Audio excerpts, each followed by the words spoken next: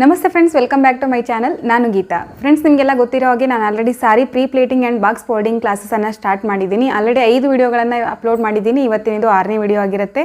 ಇವತ್ತಿನ ವಿಡಿಯೋದಲ್ಲಿ ನಾನು ಚಾಪ್ಟರ್ 5ನ ಕಂಟಿನ್ಯೂ ಮಾಡ್ತಾ ಇದ್ದೀನಿ. ಚಾಪ್ಟರ್ 5 ಏನಪ್ಪ ಅಂತಂದರೆ ನಿಮಗೆಲ್ಲ ಆಲ್ರೆಡಿ ಗೊತ್ತಿರೋ ಹಾಗೆ ಪಲ್ಲು ಪ್ಲೇಟ್ಸ್ ಮತ್ತು ಚೆಸ್ಟ್ ಪ್ಲೇಟ್ಸ್ಗಳನ್ನು ಮಾಡ್ಕೊಳ್ಳೋದು. ಇಲ್ಲಿ 3 ಮೆಥಡಲ್ಲಿ ತೋರಿಸ್ತಾ ಇದ್ದೀನಿ. ಆಲ್ರೆಡಿ 1ನೇ ಮೆಥಡ್ ಮತ್ತು 2ನೇ ಮೆಥಡನ್ನು ನಾನು ವಿಡಿಯೋನ ಅಪ್ಲೋಡ್ ಮಾಡಿದ್ದೀನಿ. ಇವತ್ತು ಚಾಪ್ಟರ್ 5ನಲ್ಲಿ 3ನೇ ಮೆಥಡನ್ನು ಯಾವ ರೀತಿಯಾಗಿ ಪಲ್ಲು ಪ್ಲೇಟ್ಸ್ ಮತ್ತು ಚೆಸ್ಟ್ ಪ್ಲೇಟ್ಸ್ಗಳನ್ನು ಮಾಡ್ಕೊಳ್ಳೋದು ಅಂತ ತೋರಿಸ್ಕೊಡ್ತಾ ಇದ್ದೀನಿ. ಬನ್ನಿ ಹಾಗಾದರೆ ಮತ್ತೆ ಆಗ್ತಾಳೆ ವಿಡಿಯೋನ ಸ್ಟಾರ್ಟ್ ಮಾಡೋಣ. ಮೊದಲು ನಾನಿಲ್ಲಿ ಈ ರೀತಿ ಸೆರಗನ್ನು ಶೋಲ್ಡರ್ ಮೇಲೆ ಹಾಕೊಳ್ತಾ ಇದ್ದೀನಿ. ಶೋಲ್ಡರ್ ಮೇಲೆ ಹಾಕ್ಕೊಂಡಾಗ ಕೈ ಮೇಲ್ಗಡೆ ಏನು ಬರುತ್ತಲ್ಲ ಆ ಪಾರ್ಟಿಂದ ನಾನು ಪ್ಲೇಟ್ಸ್ಗಳನ್ನು ಸ್ಟಾರ್ಟ್ ಮಾಡ್ತಾ ಇದ್ದೀನಿ. ಆ್ಯಂಡ್ ಇದೇ ನಮ್ಮದು ಫ್ರಂಟ್ ಪ್ಲೇಟ್ ಆಗಿರುತ್ತೆ. ಇಲ್ಲಿಂದ ಪ್ಲೇಟ್ಸ್ಗಳನ್ನು ಸ್ಟಾರ್ಟ್ ಮಾಡಬೇಕಾದ್ರೆ ಫ್ರಂಟ್ ಪ್ಲೇಟನ್ನು ನೀವು ಮೆಜರ್ ಮಾಡ್ಕೋಬೇಕಾಗುತ್ತೆ. ನಾನು ಹೇಳಿದ್ದೀನಿ 3ರಿಂದ 4 ಇಂಚು ತೊಗೋಬೇಕು ಅಂತೇಳಿ. ನಾನಿಲ್ಲಿ 4 ಇಂಚನ್ನು ಇಟ್ಕೊಂಡಿದ್ದೀನಿ. ಇವಾಗ ಪ್ಲೇಟ್ಸ್ಗಳನ್ನು ಸ್ಟಾರ್ಟ್ ಮಾಡ್ತಾ ಇದ್ದೀನಿ. ತುಂಬ ಜನ ಏನು ಮಾಡ್ತೀವಿ ಅಂತಂದರೆ ಫ್ರಂಟ್ ಪ್ಲೇಟನ್ನು ಎಷ್ಟು ಮಾಡ್ಕೊಂಡಿರ್ತೀವೋ ಅದೇ ನೆಕ್ಸ್ಟ್ ಪ್ಲೇಟ್ಸ್ಗಳನ್ನು ಅದೇ ಸೈಜ್ನಲ್ಲಿ ಮಾಡ್ತಾ ಹೋಗ್ತೀವಿ. ಆ ರೀತಿ ಮಾಡೋದ್ರಿಂದ ಫ್ರಂಟ್ ಪ್ಲೇಟ್ಗಿಂತ ಉಳಿದ ಪ್ಲೇಟ್ಗಳು ಹೊರಗಡೆ ಬಂದುಬಿಡ್ತವೆ. ಅದು ನೀಟಾಗಿ ಕಾಣಿಸೋದಿಲ್ಲ. ಸೊ ಇಲ್ಲಿ ಒಂದು ಈಸಿ ಟ್ರಿಕ್ ಏನು ಅಂತಂದರೆ ಫ್ರಂಟ್ ಪ್ಲೇಟನ್ನು ದೊಡ್ಡದಾಗಿ ಮಾಡಿಕೊಂಡು ಉಳಿದ ಪ್ಲೇಟ್ಗಳನ್ನು ಅದರ ಅರ್ಧಕ್ಕೆ ಮಾಡ್ಕೊತಾ ಹೋಗಬೇಕು. ಅಂದರೆ ಪ್ಲೇಟ್ಸ್ಗಳನ್ನು ಜಾಸ್ತಿ ಆಗ್ತವೆ, ನೋಡಲಿಕ್ಕೂ ಚೆನ್ನಾಗಿ ಬರುತ್ತೆ. ಈ ರೀತಿ ಪ್ಲೇಟ್ಸ್ಗಳನ್ನು ಮಾಡ್ಕೊಂಡಾದಮೇಲೆ ಅವು ಕ್ರಾಸ್ನಲ್ಲಿ ಇರ್ತಾವಲ್ಲ ಅವನ್ನೆಲ್ಲ ನೀಟಾಗಿ ಜೋಡಿಸ್ಕೊಂಡ್ಬಿಟ್ಟು ಒಂದೇ ಸೈಜ್ನಲ್ಲಿ ಸ್ಟೆಪ್ ಬೈ ಸ್ಟೆಪ್ ಬರೋ ರೀತಿ ಜೋಡಿಸ್ಕೊಂಡು ಪಿನ್ ಹಾಕ್ಕೊಂಡಿದ್ದೀನಿ.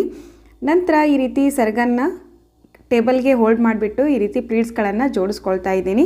ಒಂದೊಂದು ಒಳಗಡೆ ಸೇರಿಕೊಂಡಿರುತ್ತೆ. ಈ ರೀತಿಯಾಗಿ ಅವನ್ನೆಲ್ಲ ಸ್ವಲ್ಪ ಜಕ್ಕೊಂಡ್ಬಿಟ್ಟು ನೀಟಾಗಿ ಜೋಡಿಸ್ಕೊಳ್ತಾ ಬರಬೇಕು. ಈ ಮೆಥಡನ್ನು ನಾವು ಫಾಲೋ ಮಾಡೋದ್ರಿಂದ 8ರಿಂದ 9 ಪ್ಲೇಟ್ಸ್ಗಳನ್ನು ಆರಾಮಾಗಿ ಮಾಡ್ಕೋಬಹುದು. ಆಮೇಲೆ ನಾವು ರೆಗ್ಯುಲರ್ ಆಗಿ ಯೂಸ್ ಮಾಡುವಂತಹ ಒಂದು ಮೆಥಡ್ ಇದು. ಆದರೆ ಏನು ಮಾಡ್ತೀವಿ ಅಂದರೆ ಪ್ಲೇಟ್ಸ್ಗಳನ್ನು ದೊಡ್ಡದಾಗಿ ಮಾಡ್ತಾ ಹೋಗೋದ್ರಿಂದ ಕಡಿಮೆ ಬರುತ್ತೆ. ಹಾಗೆ ಕ್ರಾಸ್ ಆಗಿ ಫ್ರಂಟ್ ಪ್ಲೇಟ್ಗಿಂತ ಹೊರಗಡೆ ಬಂದಿರುತ್ತೆ, ನೀಟಾಗಿ ಕಾಣಿಸೋದಿಲ್ಲ. ನೋಡಿ, ಇವಾಗ ನಾನು ಶೋಲ್ಡರ್ ಪಲ್ಲು ಹೈಟ್ ಎಷ್ಟಿತ್ತು 42 ಇಂಚ್, ಅಲ್ಲಿವರೆಗೂ ಈ ರೀತಿ ಸೆರಗನ್ನು ರೆಡಿ ಮಾಡ್ಕೊಂಡಿದ್ದೀನಿ. ಇವಾಗ ಇದನ್ನು ಐರನ್ ಮಾಡ್ಕೊಳ್ಳೋಣ. ಇಲ್ಲಿ ಐರನ್ ಮಾಡ್ಕೊಳ್ಳೋದು ತುಂಬ ಇಂಪಾರ್ಟೆಂಟ್ ಆಗಿರುತ್ತೆ. ಯಾಕೆಂದರೆ ಕೆಲವೊಂದು ಬಾರ್ಡರ್ ಸೀರೆಗಳು ದಪ್ಪ ಇರುತ್ತೆ, ಉಬ್ಬಿದ ರೀತಿ ಕಾಣಿಸ್ತಾ ಇರುತ್ತೆ. ಅವನ್ನೆಲ್ಲ ನೀಟಾಗಿ ಕುತ್ಕೋಬೇಕು ಅಂತಂದರೆ ಈ ರೀತಿಯಾಗಿ ನಾವು ಐರನ್ ಮಾಡ್ಕೋಬೇಕಾಗತ್ತೆ. ಸೆರಗನ್ನು ಹಿಂದೆ ಮತ್ತು ಮುಂದೆ ಎರಡೂ ಕಡೆಯೂ ಐರನ್ ಮಾಡ್ಕೊಳ್ಳೋದ್ರಿಂದ ತುಂಬ ಫ್ಲ್ಯಾಟ್ ಆಗಿ ಕಾಣಿಸುತ್ತೆ, ಎಲ್ಲಿನೂ ಉಬ್ಬಿರೋ ರೀತಿ ಅನಿಸೋದಿಲ್ಲ, ನೋಡಲಿಕ್ಕೂ ಕೂಡ ಒಂದು ನೀಟ್ನೆಸ್ ಇರುತ್ತೆ. ಸೊ ಎರಡೂ ಕಡೆಯೂ ನೀವು ಸೆರಗನ್ನು ಈ ರೀತಿ ನೀಟಾಗಿ ಐರನ್ ಮಾಡ್ಕೊಳ್ಳಿ. ನಂತರ ಶೋಲ್ಡರ್ ಪಲ್ಲು ಹೈಟ್ ಎಲ್ಲಿಗೆ ಮುಗಿದಿತ್ತೋ, ನಮ್ಮದು ಸೆರಗನ್ನು ಎಲ್ಲಿವರೆಗೂ ರೆಡಿ ಮಾಡ್ಕೊಂಡಿದ್ವೋ ಅಲ್ಲಿಗೆ ಈ ರೀತಿ ಟೇಬಲ್ಗೆ ಸೀರೆನ ಹೋಲ್ಡ್ ಮಾಡ್ತಾ ಇದ್ದೀನಿ. ಇವಾಗ ನಾವು ಚೆಸ್ಟ್ ಪ್ಲೇಟ್ಸ್ಗಳನ್ನು ರೆಡಿ ಮಾಡ್ಕೊಳ್ತಾ ಇದ್ದೀನಿ. ಇಲ್ಲಿ ರ್ಯಾಂಡಮ್ ಆಗಿ ಫಸ್ಟ್ ನಾವು ಪ್ಲೇಟ್ಸ್ಗಳನ್ನು ಜೋಡಿಸ್ಕೊಳ್ತಾ ಹೋಗೋಣ. ಇನ್ನೂ ಮೆಜರ್ ಮಾಡಿಲ್ಲ, ಮೆಜರ್ ಮಾಡೋದು ತೋರಿಸ್ತೀನಿ ಯಾವ ರೀತಿ ಅಂತ. ನೋಡಿ, ಈ ರೀತಿ ಒಳಗಡೆ ಸಿಕ್ಕೊಂಡಿರುತ್ತೆ ಅಲ್ಲ, ಅವನ್ನೆಲ್ಲ ಪ್ಲೇಟ್ಸ್ಗಳನ್ನು ನೀಟಾಗಿ ಜೋಡಿಸ್ಕೊಳ್ಳಿ. ಇವಾಗ ಇದನ್ನು ಮೆಜರ್ ಮಾಡೋಣ. ನಮ್ಮದು ಬಸ್ಟ್ ಹೈಟ್ ಬಂದಿತ್ತು 8 ಇಂಚ್. ಈ 8 ಇಂಚ್ ಆಮೇಲೆ 34, 36 ಇದ್ದವ್ರಿಗೆ 10 ಇಂಚನ್ನು ಇಟ್ಕೋಬೇಕಾಗತ್ತೆ. ನೋಡಿ, ಇಲ್ಲಿ ನಾವು ಬಸ್ಟ್ ವಿಡ್ತನ್ನು ಮೆಜರ್ ಮಾಡಬೇಕಾದ್ರೆ ಈ ರೀತಿ ಪೂರ್ತಿಯಾಗಿ ಮೆಜರ್ ಮಾಡಬಾರ್ದು.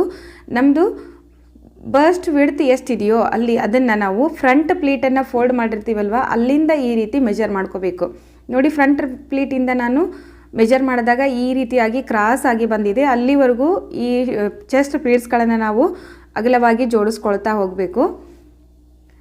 ಒಂದು ಪ್ಲೇಟಿಂದ ಇನ್ನೊಂದು ಪ್ಲೇಟ್ಗೆ 1 ಇಂಚಿನಷ್ಟು ಡಿಫ್ರೆನ್ಸ್ ಬರ್ತಾ ಹೋಗುತ್ತೆ. ಇಲ್ಲಿ ಅಷ್ಟು ಡಿಫ್ರೆನ್ಸನ್ನು ಇಟ್ಕೊಂಡು ನೀವು ನಿಧಾನವಾಗಿ ಇವನ್ನು ಜೋಡಿಸ್ಕೊಳ್ತಾ ಬನ್ನಿ. ಯಾವುದೇ ಪ್ಲೇಟ್ಸ್ಗಳು ಒಳಗಡೆ ಮಿಸ್ ಆಗಬಾರ್ದು, ನೀಟಾಗಿ ಜೋಡಿಸ್ಕೊಳ್ತಾ ಬನ್ನಿ.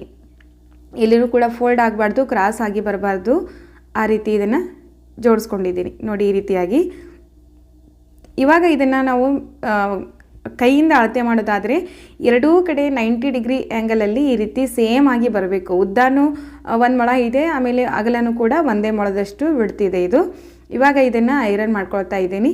ನೀವು ಪ್ರೊಫೆಷನಲ್ಲಾಗಿ ತೊಗೊಂಡು ಇದನ್ನು ಮಾಡ್ತೀರಾ ಅನ್ನೋದಾದರೆ ಸ್ಟೀಮ್ ಐರನ್ ಬಾಕ್ಸನ್ನು ಯೂಸ್ ಮಾಡೋದು ಒಳ್ಳೆಯದು. ನಿಮಗೆ ಈ ರೀತಿ ಸ್ಟೀಮ್ ಐರನ್ ಬಾಕ್ಸ್ ಬೇಕಂದರೆ ನಾನು ಕೆಳಗಡೆ ಟ್ಯಾಗ್ ಮಾಡಿರ್ತೀನಿ.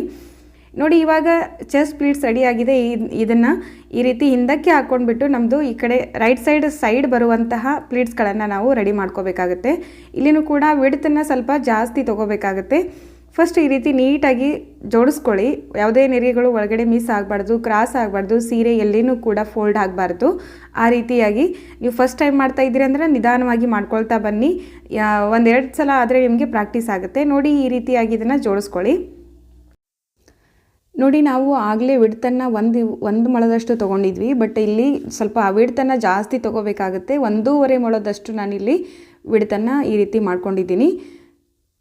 ಇವಾಗ ಇದನ್ನು ಐರನ್ ಮಾಡ್ಕೊಳ್ಳೋಣ.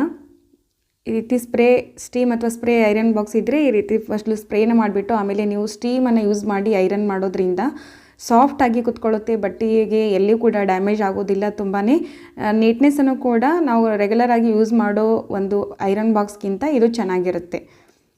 ನೋಡಿ ಇವಾಗ ಚೆಸ್ಟ್ ಪ್ಲೀಟ್ಸ್ ಆಯಿತು, ಪಲ್ಲು ಪ್ಲೀಟ್ಸ್ ಆಯಿತು, ಸೈಡ್ ಪ್ಲೀಟ್ಸ್ಗಳು ಆಯಿತು. ನೋಡಿ ಇದು ಫೈನಲ್ ಆಗಿ ಈ ರೀತಿ ಕಾಣಿಸುತ್ತೆ. ಓಕೆ ಫ್ರೆಂಡ್ಸ್, ನೋಡಿದ್ರಲ್ಲ ಇವತ್ತಿನ ವಿಡಿಯೋದಲ್ಲಿ ಚೆಸ್ಟ್ ಪ್ಲೀಟ್ಸನ್ನು 3ನೇ ಮೆಥಡಲ್ಲಿ ಯಾವ ರೀತಿಯಾಗಿ ಮಾಡೋದು ಅಂತ ತೋರಿಸ್ಕೊಟ್ಟಿದ್ದೀನಿ. ನಾವು ರೆಗ್ಯುಲರ್ ಆಗಿ ಯೂಸ್ ಮಾಡುವಂತಹ ಒಂದು ಮೆಥಡ್ ಇದು. ಇದನ್ನೇ ಸ್ವಲ್ಪ ಡಿಫ್ರೆಂಟ್ ಆಗಿ ಯಾವ ರೀತಿ ಮಾಡೋದು ಅಂತ ತೋರಿಸ್ಕೊಟ್ಟಿದ್ದೀನಿ. ಈ ವಿಡಿಯೋ ನಿಮಗೆ ಇಷ್ಟ ಆದರೆ ಲೈಕ್ ಮಾಡಿ, ಶೇರ್ ಮಾಡಿ, ಕಮೆಂಟ್ ಮಾಡಿ, ಹಾಗೆ ಸಬ್ಸ್ಕ್ರೈಬ್ ಮಾಡೋದನ್ನು ಮರಿಬೇಡಿ. ಮತ್ತೆ ಸಿಗ್ತೀನಿ ಮುಂದಿನ ವಿಡಿಯೋದಲ್ಲಿ. ಅಲ್ಲಿವರೆಗೂ ಕೀಪ್ ವಾಚಿಂಗ್. ಬಾಯ್ ಬಾಯ್.